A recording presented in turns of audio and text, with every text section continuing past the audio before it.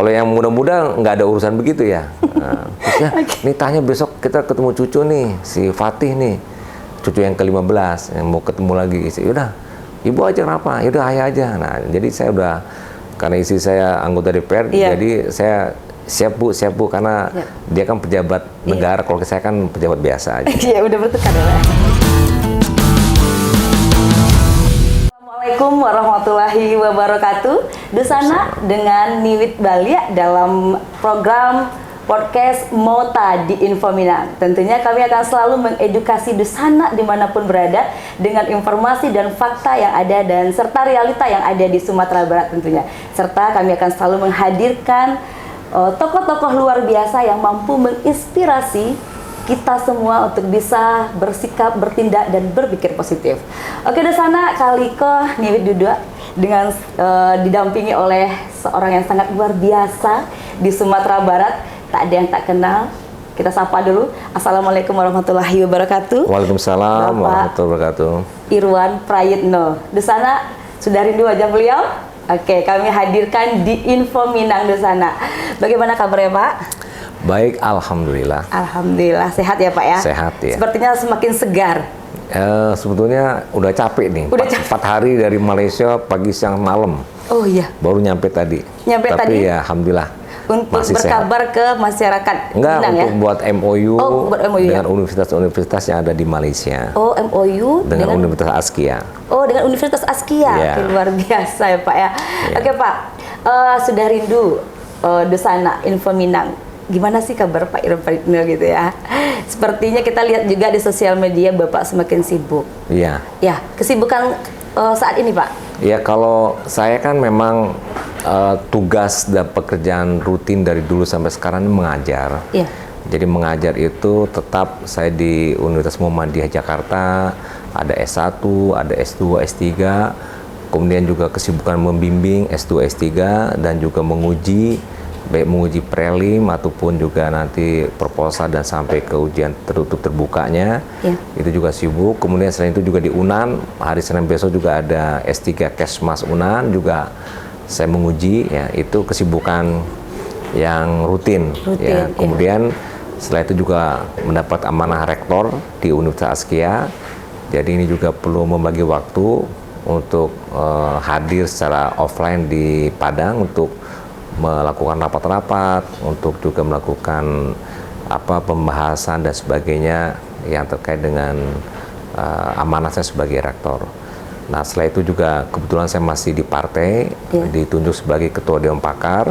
Ini juga banyak kegiatan, ada pertemuan-pertemuan, ada rapat-rapat yang semuanya juga memberikan satu kontribusi yang mudah-mudahan tetap bermanfaat walaupun tidak formal menjadi gubernur atau anggota DPR, tapi waktu yang saya miliki terisi penuh untuk kegiatan-kegiatan yang bermanfaat baik untuk masyarakat umum ataupun di bidang pendidikan dan sosial dan dakwah juga. Ya. Oke, luar biasa ya Pak ya. Sebagai seorang politisi tadi Dusana dan juga akademisi, Pak, sampai di titik seorang Profesor Irwan Prayitno ini, semua orang menginginkan, termasuk saya loh Pak. Ya. Kalau kita lihat segala lini Bapak kuasai nih. Kalau bermusik jangan ditanya Dusana. Main drumnya kalah nih yang muda-muda. Olahraga, bela diri, akademisinya luar biasa juga. Bagaimana untuk mencapai titik di sini Pak? Jadi karena Dusana muda-muda kita nih yang suka generasi Z ya Pak, scroll-scroll, mager-mager, biar termotivasi juga buat sekolah gitu. Ya, yang penting kalau kita punya keinginan, kita punya kemauan, maka kerjakanlah segala sesuatu yang kita inginkan dan kita mau itu dengan sungguh-sungguh. Dengan sungguh-sungguh, betul. Jadi insya Allah kata kuncinya kalau kita sungguh-sungguh mengerjakan apapun yang kita inginkan, kita kerjakan, insya Allah ujung dari yang kita kerjakan berhasil. Dan itu suatu keniscayaan. Orang bekerja dia akan dapat, orang memanen karena dia menanam, orang menuai karena dia menebar, orang berbuat dia dapat. Jadi orang yang memancing dia dapat ikan. Jadi tidak akan mungkin nggak pernah mancing dapat ikan gimana? Nggak pernah dia memanen nggak pernah nanam, nggak mungkin. Nah jadi memanen itu karena menanam. Memanen karena Nah, karena dia berbuat, maka dia dapat. Dia dapat. Ya, Nah, Pak, ya? dia menebar, kemudian dia menuai. Jadi kalau kita ingin berhasil, misalnya di bidang akademik, Ya. menjadi seorang master atau doktor, bahkan sampai ke profesor, itu kan ada ruang kita untuk meraih satu persatu syarat yang dituntut untuk menjadi doktor atau jadi profesor yang dikerjakan dengan kesungguhan. Pasti dengan jalannya waktu kita akan dapati satu-satu. Dapat ini, dan insya Allah kemudian seterusnya sampai ke tingkat kita berhasil. Betul. Jadi dengan kesungguhan, apapun yang dikerjakan, ya kalau tadi saya di bidang akademisi, di bidang birokrasi, di bidang politisi, di bidang musisi, ya kan. Nah, semuanya itu kalau kita kerjakan dengan kesungguhan, insya Allah Allah kasih jalan dan secara fakta pun kita akan dapati. Tapi sebaliknya kalau nggak sungguh-sungguh, ya nggak dapat. Ya, nggak dapat. Apapun yang dikerjakan tanpa sungguh-sungguh, dia nggak dapat. Itu aja kata kuncinya buat para generasi muda, berbuatlah dengan sungguh. Belajar di sekolah, kalau nggak rajin, nggak sungguh-sungguh, nggak dapat nilai bagus. Tapi kalau rajin, sungguh-sungguh, insya Allah dapat nilai bagus. Iya. Nah, itu contohnya. Ya. Oke. Kalau kita bahas ya Pak, semuanya kita udah dapat. Itu kan by proses ya Pak. Iya. Ini Bapak udah financial freedom di sana. Kalau dilihat Yayasan Askia ini udah berkembang luar biasa sekali. Nggak hanya di Padang ya Pak, di Medan juga ada ya Pak? Di Sumatera Utara, di Jakarta, di Banten juga ada. Luar biasa Dusana, ingat ya Dusana ya. Kita sudah sama tahu bagaimana gemanya Askia itu. Beliau sudah financial freedom. Tidak mencari lagi yang namanya finansial, tapi dicari nih sepertinya. Nah, bagaimana Pak membagi waktu dari semua bidang-bidang tersebut Pak? Waktu-waktu Bapak ini 24 jam nih satu hari, dari pagi sampai besok lagi aktivitasnya penuh. Gimana baginya Pak? Jadi yang penting kita membuat jadwal. Buat jadwal. Jadi jadwal itu sangat penting untuk mengarahkan kita melakukan apa-apa yang akan kita kerjakan dari hari-hari ke hari tertentu, ya kan? Yang jelas pagi menjelang subuh kita sudah bangun sampai malam hari, mungkin sampai jam 12 malam. Itu kita punya lifetime ya, waktu kehidupan kita itu kita isi. Dan itu harus kita rancang dari awal. Jadi kalau bisa seminggu bahkan 2 minggu sebelumnya kita sudah punya rencana schedule gitu. Ya Pak ya? Misalnya sebagai contoh, saya hari Selasa ke Malaysia. Datang ke Malaysia jam sekian, acara tantangan MOU dengan ini jam sekian. Habis itu selesai, saya kemana? Oh, ke Saalam, dari situ langsung ke KL, nginep, udah malam. Besok pagi jam 7 dijemput, pergi ke sekolah Tadika. Di sana Tadika ini seperti PAUD ya. Kemudian kita ke UKM, Fakulti Pendidikan, terus lagi sejam setengah langsung lagi ke Fakulti Teknologi dan Sistem Informasi, langsung lagi ke teknik, kemudian pergi lagi. Nah, itu dijadwal semua. Sampai berikutnya lagi kita buat jadwal. Itu tertulis ya Pak? Tertulis. Ada manajernya gitu? Enggak, nulis sendiri. Kalau dulu waktu gubernur dituliskan. Dituliskan. Tapi sekarang ada dalam komputer saya catat. Jadi saya catat. Masih punya waktu ya Pak? Seperti hari ini kan, nyampe di sini menjelang Jumatan, nah terus langsung saya ketemu semua dosen-dosen hadir tadi dari jam 2 sampai jam setengah 4. Udah selesai semua, langsung nyambung lagi untuk bicara ke prodi-prodi akreditasi. Terus tadi juga sudah saya langsung lagi WA sama Bu Sela ya, ngatur jadwal supaya sebelumnya beliau udah nyampe. Karena saya nanti jam 6 ada janji lagi. Terus sampai jam 7, jam 8 ada rapat lagi saya malam. Besok pagi ke Jakarta. Jadi jadwal-jadwal itu harus kita rancang, jangan sampai ada jadwal yang kosong. Nah, kalaupun ada yang kosong, ya kita siapkan apakah baca buku atau kita mengerjakan yang bermanfaat, kegiatan-kegiatan mungkin juga sosial ya, atau kegiatan istirahat pun juga kegiatan yang bagus, istirahat misalnya itu pakai. Nah, besok pun saya Sabtu pergi ketemu istri, itu mungkin istirahat dulu sampai mungkin nggak sempat 2 jam, habis itu gabung lagi sama cucu, udah janjian. Nah, di jadwal juga tuh ketemu sama anak sama cucu jam sekian, terus juga makan siangnya di mana. Jadi tertib, teratur ya dengan jadwal yang sudah ada sampai istirahatnya. Nah, dengan demikian maka semua kemauan dan keinginan kita yang akan kita targetkan tercapai. Termasuk mau buat buku, atau saya mau buat pantun misalnya kan. Nih saya besok mau ngasih ceramah buat pantun, langsung saya buat dulu jadwal kapan saya mau pantun, nanti sore ketika kosong atau ketika di jalan saya buat mungkin sekian banyak, nanti sambung lagi dan seterusnya. Termasuk juga jadwal nguji nih, udah ada proposal yang masuk, ini mau nguji Senin, saya udah buat jadwal nanti hari Minggu. Nah saya nggak ada istilahnya Minggu tuh hari libur, tetap aja kalau ada pekerjaan saya pakai juga waktu untuk pekerjaan selain waktu istirahat. Nah jadi intinya tadi kan pertama sungguh-sungguh, yang kedua dibuatkan jadwal. Terencana gitu ya, Pak? Direncanakan dalam bentuk jadwal. Jadi jadwal itu ada. Nah yang susah kan begini, coba Anda sekarang yang nonton, saya tanya jawab sendiri. Setelah nonton ini apa yang Anda kerjakan? Nah kalau bingung, padahal setelah ini mestinya kan ada yang harus dikerjakan. Iya, betul. Nah saya aja kan habis ini ada nih, habis ini ada lagi, habis ini sampai besok lusa dan seterusnya ada terus sampai Agustus tuh saya udah terisi gitu. Ya. Udah terisi, termasuk kapan saya ke Padang lagi. Tapi kalau yang menyela jadwal ya nggak bisa, harus mengalah. Nggak boleh yang sudah fix itu dikalahkan, nggak bisa atau batal atau dia buat acara sesuai dengan jadwal baru. Jadi intinya yang kedua nih kita jadwalkan. Insya Allah bisa jadwal belajar untuk yang masih belajar. Jadwal ujian kapan, kita siapkan seminggu sebelumnya, hari ini belajar ini jam sekian, hari ini belajar ini, terus kalaupun latihan apa, latihan soalnya apa, dibuat jadwal, jadi terisi semua. Pas saatnya tidur malam, jam 11 dan 12 tidur. Pagi jam 4 bangun, setelah itu kita sholat malam dan sholat subuh sampai mungkin nanti duhanya baru berangkat keluar rumah. Nah kerja lagi terus, jadi dijadwal, harus dijadwal semua. Harus tertib, ya Pak ya? Tertib. Oke, di sana luar biasa sekali, saya salut. Tak bisa berkata apa-apa kalau masalah ini, karena kita sendiri susah ngatur waktu ya di sana ya, bahkan karena kesibukan dunia kadang ibadahnya juga nggak tergeser. Ya ibadah juga dijadwal, kapan baca Qur'annya, kapan masih dia sempat ya Pak ya?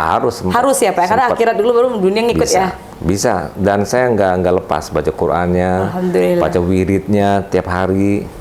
Sholat duhanya itu kan, terus sholat malamnya itu mesti puasa Senin Kemisnya gitu. Masih kan. Ya, Pak? Masih, itu kan di jadwal semua. Ya. Itu masuk jadwal semua itu. Termasuk juga nanti mau main musik, latihan, nah di jadwal hari ini latihan ini, kalau mau manggung latihan dulu. Nah itu dibuat jadwalnya, dibuat kapan manggungnya, latihannya, mesti ada semua. Dan kita harus konsisten. Supaya tidak tertinggal, tidak kacau apa yang kita akan tuju gitu. Oke, di sana tadi Bapak nyebut bertemu istri gitu ya. Iya. Ini sepertinya LDR ya, Pak? Sekarang ya karena saya di sini, istri di Padang, tapi besok ketemu. Oh, gitu. Besok ketemu ya? Tapi istri saya mau ke luar 3 hari, kemudian yang nggak ketemu, tapi biasa lah kan. Udah sering ya, Pak? Iya, ada lagi yang teman saya itu dia kuliah di Jogja nggak ketemu suaminya lama. Udah kacau banget tuh Pak. Itu LDR-nya kan biasa aja. Biasa kan. aja, iya. Bahkan udah ketemu suaminya malah pergi ke Malaysia, ninggalin lagi istrinya. Aduh, itu kacau itu Pak. Nah, saya paham sekali. Udah ketemu malah pergi lagi kan. Nah saya masih lumayan. Masih lumayan ya Pak. Udah ya. ketemu cuma 3 hari, seminggu ya, besok ketemu lagi. Nah ini kan sampai berbulan-bulan. Duh lelah juga ya. Tapi nggak Pak, semoga menghasilkan juga ya Pak ya. Iya. Soalnya kan niatnya bagus, yang dikerjakan baik. Jadi kalau LDR itu biasa. Biasa ya, itu niatnya aja dulu. Saling sepakat, saling memahami. Yang penting telepon-teleponan harus setiap hari. Harus ya Pak ya, berkabar ini ya. Sehari aja nelpon udah 2-3 kali saya nelpon istri ini. Kalah nih sama kita yang muda-muda. Aduh, kalah karena nih. Banyak urusan. Ya nih pintu rumah kuncinya rusak, mau diganti. Oh iya. Terus bilang, Bu ini lagi rapat nih. Oh ya nanti deh habis rapat. Enggak malam ini juga, nanti maling masuk katanya. Nah itu udah 3 kali nelpon tuh kan. Iya. Kalau yang muda-muda nggak ada urusan begitu ya. Nah, terus ya, nih tanya besok kita ketemu cucu nih, si Fatih nih, cucu yang ke-15 yang mau ketemu lagi. Yaudah, Ibu aja kenapa? Yaudah ayah aja. Nah, jadi saya udah, karena istri saya anggota DPR, jadi saya siap bu, karena dia kan pejabat negara, kalau saya kan pejabat biasa aja. Iya, udah bertukar ya Pak? Udah bertukar, jadi nah itu ya biasa begitu aja udah komunikasi. Menjalani aja ya Pak ya. Yang penting ikhlas dulu. Tapi yang penting itu kalau dengan istri harus kualitas. Bukan kuantitasnya yang diutamakan. Walaupun ketemunya cuma sebentar, tapi berkualitas. Artinya memang betul-betul ketemunya baik, enak, senang dan sebagainya. Daripada ketemu berketerusan pagi siang sore berantem melulu. Konflik melulu kan percuma. Nah, terus kalau lagi nggak ketemu, dibiasakan nelpon. Paling malam sebelum tidur, pengantar tidur, ya kan. Betul. Selain baca Quran, baca doa, nah tidur nelpon dulu. Biasanya belum tidur. Nah, atau pagi nanya apa urusan dan sebagainya. Ya, cerita ya. Sampai sekarang masih begitu. Masih ya. Makanya awet ya Pak ya. Ya, insya Allah awet. Alhamdulillah. Luar biasa Dusana. Itulah tips agar tetap bertahan LDR walaupun di usia. Tetap berkomunikasi walaupun. Ini juga pesan buat teman-teman saya yang lagi kuliah jauh-jauh, mesti nelpon tiap hari sama suaminya. Jangan ribut-ribut ya. Jangan negatif thinking ya Pak. Oh, nggak boleh. Nggak boleh, harus positif thinking. Kalau negatif thinking menghabiskan energi, pikiran, perasaan yang ada pada kita dan itu mubazir. Membuat kita tidak produktif. Kuliah nggak berhasil, belajar nggak hafal, kerjaan nggak selesai, rumah tangga kacau. Harus positive thinking dan masing-masing pasangan harus meyakinkan dirinya kepada pasangannya adalah orang yang dipercaya. Sehingga demikian nggak perlu khawatir. Insya Allah. Ya, gitu. Dusana yang mudu-mudu, tolong disimak ini tips rumah tangga dan karirnya sukses. Oke Pak, kita tahu 10 anak semuanya hafiz Quran ya. Jadi ya. Gimana tuh tips parentingnya tuh Pak? Perlu buat kita juga. Jadi anak saya itu kan di pesantren. Seluruhnya? Ya, 5 yang pesantren boarding, yang 5 lagi tuh yang sekolah full day. Jadi pagi sampai sore. Jadi sekolah Islam semuanya. Dan itu ada tugas-tugas hafal Quran, ada kewajiban hafal Quran dan sebagainya, sehingga mereka ini terbiasa untuk menghafal Quran. Jadi hafiz Quran pun macam-macam, ada yang mungkin 5 juz, 10 juz, ada beberapa ya. Jadi tidak semuanya sama kemampuannya, dan itu memang saya tidak paksakan. Yang penting tiap hari dia membaca Quran, hafalan jumlahnya berapa terserah. Yang penting dia dekat dengan Quran tiap hari, terus juga ibadahnya, dan kemudian tentu prestasi sekolahnya. Nah, jadi saya memberikan kebebasan mereka untuk pilihan sekolahnya kemana dan sebagainya. Tapi kalau agama ya yang wajib aja harus dikerjakan, yang sunnah ya digalakkan lah supaya mereka juga mengamalkan. Mudah-mudahan dengan begitu bisa berjalan. Nah, caranya itu contoh. Contoh dari keluarga, dari ayah ibunya mencontohkan. Kalau misalnya kita maghrib baca Quran, anak-anak kan ikut. Betul. Nah, tapi kalau kita maghrib nonton, maghrib santai, ya anak ikut santai semua. Kan ngikutin orang tua. Betul. Nah, kalau di sekolah kan dia udah di pesantren, udah di sekolah kan udah diajarin. Tapi di rumah kan juga ada pengaruh. Jadi sebetulnya pengajaran yang paling efektif kepada anak-anak itu contoh. Kalau contoh orang tua sholat, anak kan sholat. Anaknya baca Quran, dia baca Quran. Ini heran, ada orang tua pengen anaknya sholat, dia nggak sholat. Ingin anaknya hafal Quran, dia sendiri orang tua nggak pernah baca Quran. Ini kayak agen mobil di terminal. Dari panah begitu tinggi, alapan orang ke begitu tinggi, aja tetap tinggal di situ. Tetap tinggal. Nah, yang pai jalan aja. Jadi suruh anaknya, ayo baca Quran. Nah, apa ibunya sibuk nonton sinetron, itu nggak bisa. Main HP nggak bisa. Jadi harus dicontohkan, baik di sekolahnya juga dan di rumahnya ada contoh, ada uswah, ada qudwah. Nah, itu baru akan efektif anak meniru. Termasuk kata-kata santun, tidak boleh kata-kata kotor, kata-kata jahat, jelek, apa segala macam. Yang muncul baik akan baik juga. Karena contoh ini, jadi contoh yang paling penting pembelajaran, dan itu sangat efektif pada anak. Apa yang kita inginkan pada anak, contohkan dulu pada diri kita, sehingga anak akan meniru dan mengikuti dan mengamalkan. Tapi akan jauh kalau seandainya kita ingin tapi nggak mengamalkan, maka anak pun tidak mencontoh kita dan tidak dikerjakan. Betul. Nah, jadi contoh yang paling penting. Oke, Pak, 3 kali menjadi anggota DPR, betapa sibuknya. 2 periode gubernur Sumatera Barat. Sebelum itu banyak karir kegiatan yang Bapak lakukan. Dengan 10 anak itu kebanggaan ya Pak ya. Hafiz Quran, kita nanti lihat akademiknya dulu, tapi yang agamanya. Peran ibu itu kan madrasah ya Pak, bagi anak dan keluarga. Bagaimana sosok ibu di mata Bapak saat itu? Ya, istri saya itu luar biasa karena dia seorang ibu yang pada saat anak-anak masih kecil itu mengayomi dan juga melakukan bimbingan dan pendidikan yang sangat intensif ya di rumah.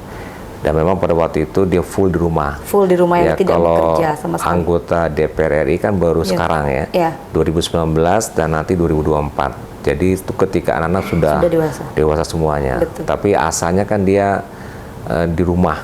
Nah itulah yang saya lihat tanggung jawabnya luar biasa. Walaupun saya sibuk, tapi istri tetap mendidik, menjaga, memelihara, mengayomi.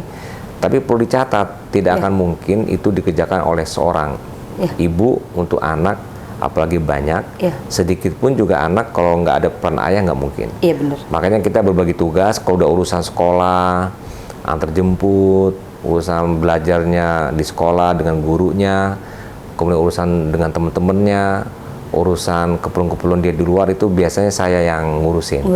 Tapi kalau urusan dalam rumah, makan, minum dan sebagainya itu biasanya itu ibu. Nah, jadi udah otomatis ya. Walaupun tentu ketika di rumah pun saya bantu juga ya. Bahkan waktu anak-anak masih kecil-kecil, dempet-dempet itu kan ngasih makannya, memandikannya, nyetrika bajunya. Kalaupun ada pembantu kan nggak bisa mengcover semua. Tetap kerja sama ya, Pak? Yang kita bisa outsourcing ke pembantu tuh ya tidak kasih sayang, tidak perhatian, tidak peduli. Yang kita outsourcing itu ya nyuci baju, nyetrika baju, itu bisa pembantu. Tapi kalau perhatian, pendidikan, agama itu mesti orang tua yang turun langsung. Harus ya Pak ya? Ya kalau ngasih makan, menyiapkan makanan dapur boleh pembantu. Tapi kalau udah ngurusin anak dari sisi agama, pendidikan, ibadahnya, itu kita harus turun tangan, tanggung jawab kita. Ya. Oke Pak, kita udah dengar anak 10. Yang paling kecil usia sekarang Pak? Sekarang yang paling kecil itu semester 5 ada di Brisbane, Queensland. Itu anak yang ke-10. 10 terakhir ya? Yang terakhir dia UI manajemen, kemudian nyambung ke Brisbane. Dan sekarang dia sedang kuliah di situ. Kalau dengar ceritanya dia mau tinggal di luar katanya. Oh, perempuan. Perempuan ya? Iya, perempuan. Berapa orang perempuan Pak? 7 perempuan, 3 laki. Yang pertama? Yang pertama laki-laki, dia tamat dari Amerika, MBA-nya. Dan sekarang dia kerja di perusahaan energi panas bumi, sudah punya anak 3 anak ya. Oke, luar biasa. Cucu sudah berapa semuanya Pak? Masih ingat nggak totalnya nih? Cucu yang sudah ada 15 dan 16 ongoing. Udah OTW 16. Luar biasa. Jadi keluarganya nggak besar. Tapi yang 16 ini dia di Belanda. Oh, di Belanda. Dia tamat S1 psikologi UI, terus di Queensland. Kemudian nyambung ke Queensland juga tamat, dia dapat gelar juga di Australia. Kemudian nyambung ke London School Economic and Social Science di UK, dapat S2 di Inggris. Sekarang pindah ke Belanda ngambil S2 lagi Child Development. Nih anak nih kayaknya ngikutin saya dia. Pendidikan satu-satunya psikologi terus Child Development. S2-nya pun manajemen. Jadi dia manajemen SDM juga di London, terus nyambung lagi ngambil Child Development. Jadi dua-duanya ilmu saya juga. Nah ini anak yang ke-8, cucu yang ke-16. Jadi yang belum menikah 2 orang? 2 orang belum menikah. 2 orang belum menikah. Yang 9-10. Oke. Semoga disegerakan di sana. Jadi menantu Pak IP boleh. Tapi syarat berlaku di sana. Tidak boleh sembarangan ya. Tentunya agama ya Pak ya. Agama pasti dan pendidikannya. Oke Pak, kita udah bicara tentang karir, tentang istri, tentang anak. Orang tua Pak. Tentunya metamorfosis seorang Irwan Pradipno tidak langsung boom gitu jadi ya. Tapi step by step dari Irwan Pradipno yang bayi sampai saat ini. Boleh cerita Pak orang tua? Jadi ibu saya sudah meninggal tahun 2004. Bapak saya alhamdulillah masih hidup, usia 86 mau 87. Masih dalam artian masih sehat ya, sehatnya sehat orang tua ya. Alhamdulillah. Jadi memang saya itu dididik oleh bapak ibu, kedua-duanya dosen di YIN ya. Jadi pendidikan dosen dari orang tua ini agama juga bagus, ke pendidikan anak-anaknya, terus juga pendidikan untuk disiplin kepada belajar juga bagus ya. Dan itu yang saya rasa sangat membekas ya kepada kita anak-anaknya, yang orang tua yang mengajarkan agama sehingga anaknya juga ibadahnya ya nggak tinggal. tapi juga belajarnya juga bagus ya, sehingga anak-anak itu ya selain saya guru besar, ada dokter 2, ada yang master ya. Jadi semuanya pendidikan tinggi semua anak-anak. Jadi karena orang tuanya yang dosen mencontohkan. Kemudian ada satu yang menarik, mungkin saya ini mengambil dari ibu saya. Ibu saya ini orangnya gigih, punya kemauan kuat, dan orangnya juga walaupun dia akademisi, tapi dia orang aktivis sosial dan sebagainya. Dan itu yang mungkin menjadi contoh buat kehidupan saya sehingga menjadi seperti ini. Bahkan keinginan dan kemauan kuat ibu ini sangat menonjol ada pada saya sebagai anak yang mencontohnya gitu. Jadi saya itu kalau punya keinginan, punya kemauan tuh bagaimana upaya untuk memenuhi dan mencapainya secara tuntas. Dan itu tersebut oleh ibu saya secara tak sadar saya pahami. Kata ibu saya begini, ini Irwan nih kalau udah punya mau nggak pernah berhenti sebelum tercapai kemauannya. Nah itu saya nggak tahu kalau saya seperti itu kecuali ibu saya yang ngomong atas dasar pengalaman ibu kepada anaknya, di mana setiap saat punya kemauan, saya itu nggak pernah berhenti sampai mencapainya.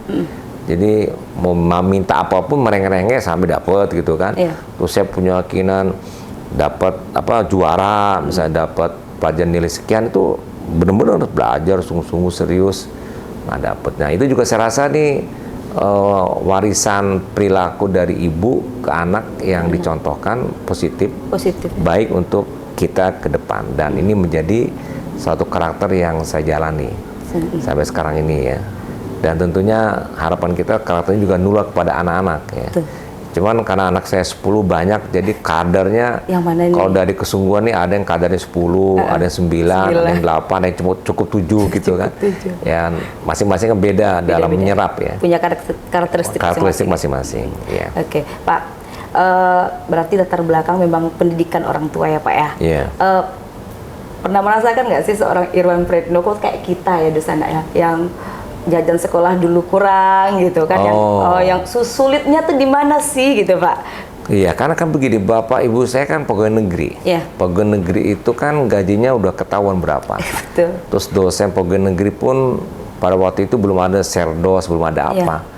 Jadi setahu saya ya karena bapak ibu saya pegawai negeri, dia menjiwai pegawai negeri, sehingga pengeluaran pun juga pengeluaran pegawai negeri.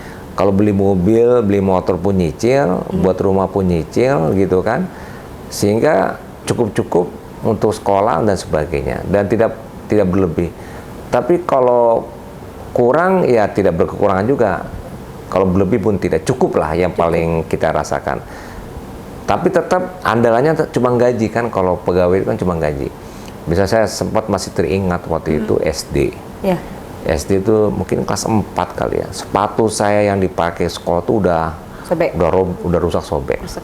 Terpaksa saya ikat sama tali sama karet ya, untuk supaya tidak menganga gitu ya sepatunya. Karena kata ibu tunggu gajian.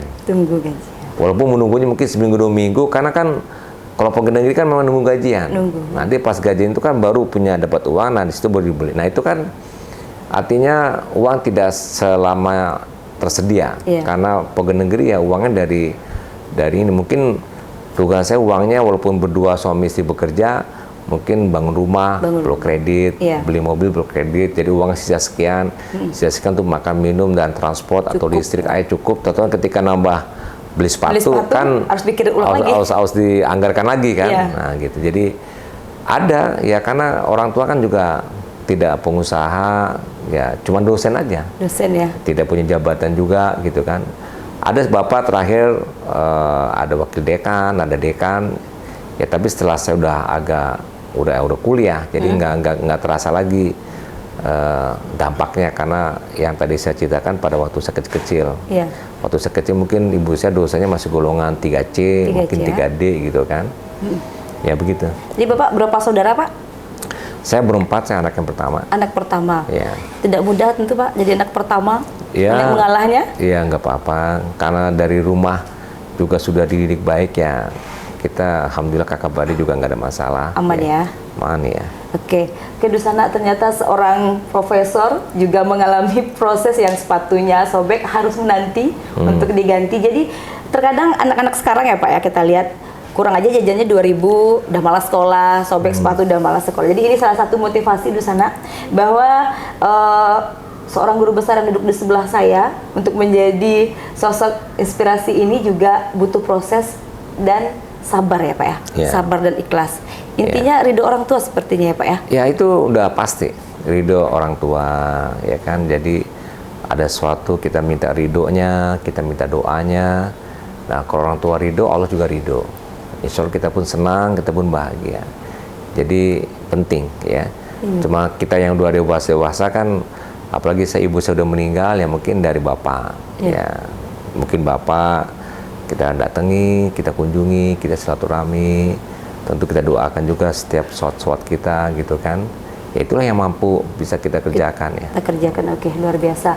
Oke Pak, kita bahas colek sedikit tentang perkuliahan. Itu kuliahnya di universitas bergengsi juga ya Pak ya, di Indonesia dan di luar negeri, menyelesaikan semuanya. Itu gimana sih Pak trik untuk bisa lolos universitas yang luar biasa, sehingga bisa pula mendirikan sebuah universitas dan yayasan besar loh di Sumatera Barat di sana. Itu gimana tipsnya Pak? Ya tadi kan sudah saya sebutkan tadi sungguh-sungguh, kemudian kesungguhan kita dituangkan dalam bentuk jadwal kegiatan, dan itu saya pakai juga waktu saya kuliah. Jadi mungkin ada sesuatu yang perlu saya sampaikan juga, tapi apakah ini perlu dicontoh apa tidak? Saya menikah pada waktu masih kuliah. Jadi semester 4, istri semester 2, kemudian tamat S1, itu saya sudah punya 2 anak. Tamat S1 sudah punya 2 anak. Dan tamat S1 saya on time. Waktu itu SPSI sama psikolog sekaligus jalan pada saat itu, kurikulumnya langsung ya kan. Nah jadi saya itu membagi waktu untuk keluarga, membagi waktu untuk kerja dapat duit. Berarti bekerja saat itu juga ya Pak ya? Bekerjanya mengajar. Mengajar di SMA PB Sudirman, ada SMA di Al-Fatihah di Matraman, ada SMP Muhammadiyah di Kayu Jati, terus juga ada bimbingan tes di Nur Fikri, yaitu saya ngajar. Ngajar, nah tapi di sela itu kuliah juga. Karena apa? Kuliah ini kan memang masih kuliah, cuman ngajarnya kan per jam. Misalnya jam sekian, saya atur lah. Kalau saya kuliahnya pagi, ngajar siang. Kalau kuliahnya siang, pegawai ngajar honorer pagi. gitu ya Pak ya? Honor? Ya memang dapat honor. Jatuhnya kayak pegawai honor. Part-time ya. Part-time, karena kita nggak bisa full time, karena kita masih kuliah. Jadi part-time. Tapi karena di beberapa tempat ya, lumayan juga. Misalnya hari Senin, Rabu, Jumat di PB Sudirman di Kramat Jati. Terus Selasa, Kemisnya mungkin pagi atau siang di SMP Kayu Jati, kemudian nanti sore di Nur Fikri, misalnya kan di bimbingan tes ya. Nah, begitu ininya, bagi waktu. Sekaligus juga nanti sama keluarga. Dan pada waktu kuliah pun saya bolak-balik ke Padang juga. Ada kegiatan-kegiatan sosial, kegiatan dakwah ya, itu sampai bolak-balik juga tiap bulan bisa sekali minimal, nggak bolak-balik. Ya sibuk luar biasa, tapi alhamdulillah Allah berikan kekuatan, kesehatan, kesempatan sehingga bisa tamat kuliah. Cuman istri saya yang akhirnya dia tidak meneruskan.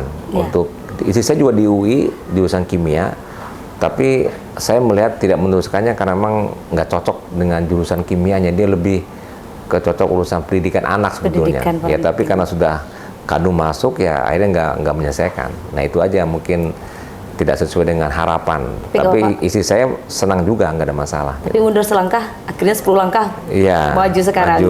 Luar biasa Ibu ya Pak ya. Oke Pak, menjelang closing, boleh kasih pesan Pak untuk Dusana yang mendengarkan podcast Mota di Info Minang ini, bagaimana untuk bisa tetap semangat menjalani hidup Pak? Silakan Pak. Ya jadi bagi generasi muda, coba canangkan di depan apa yang akan kita capai. Cita-cita kita, harapan kita, maunya kita tuh apa. Dulu saya masih ingat waktu SMA, di halaman sampul buku saya itu sudah dituliskan Profesor Dr. Irwan Prayitno. Berarti saya waktu SMA itu sudah punya tujuan saya ini ingin jadi profesor. Oh iya. Justru nggak ada tujuan saya waktu itu mau jadi gubernur ataupun jadi DPR. Jadi yang ada adalah untuk jadi profesor. Karena ini didikan dari orang tua untuk ke akademik, dan itu yang saya jalani. Akhirnya walaupun saya nanti di politisi dan di birokrasi, tetap dosen ngajar terus. Nah, jadi pesan saya, canangkan satu apa yang akan dituju.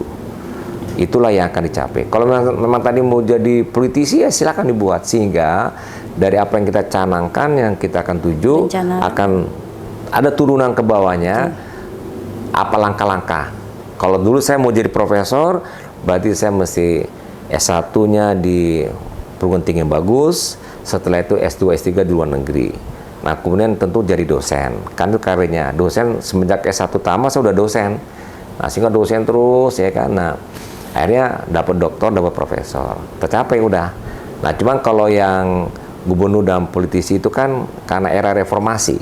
Waktu dulu kecil kan belum ada era reformasi, nggak tahu cara gimana mau jadi gubernur kan. Nah, tapi ketika era reformasi terbuka, nah pada waktu itu barulah mencanangkan lagi, saya mau aktif di politik untuk supaya bisa membantu masyarakat lebih masif dengan peran saya di politik, apakah jadi politisi di DPR atau politisi di birokrat. Nah, sehingga demikian bisa membantu. Jadi intinya buat cita-cita yang sebesar-besar, setinggi-tinggi, seluas-luasnya. Dari situlah kita buat perencanaan apa yang kita lakukan dengan jadwalnya, dengan waktunya dan kemampuan dan kita semua. Dan setelah itu jalankan dengan kesungguhan, buat jadwal. Insya Allah jadi. Oke, luar biasa Dusana. Udah sampai kita dengar bagaimana Bapak Irwan Priyatno menjelaskan untuk bisa sampai ke titik ini tidaklah mudah. Tentu banyak rintangan, banyak ujian, tapi beliau tetap semangat.